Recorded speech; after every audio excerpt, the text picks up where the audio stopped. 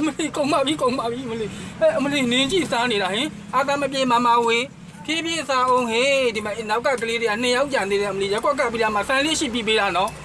နေအဲ့လိုကြီးစားနေလို့ဖြစ်မလားမလေးငတ်ပြီးငါတို့တော့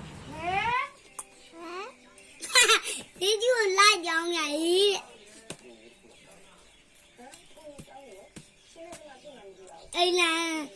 လူဒီကြတောင်ဘိုးတုံးလေအိမ်မှာအားရတုံးနဲ့ဒီ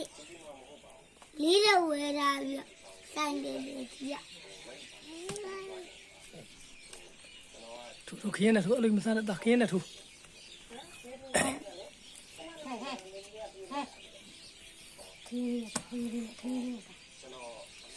ဒုစီမဗီဒီယိုလားဗီဒီယိုခင်းလေးနဲ့စားတယ်ဟဲ့ပြန်မထွေးရဘူးဖုန်းနဲ့ရိုက်နေရခင်းလေးနဲ့စားရိုက်ဟော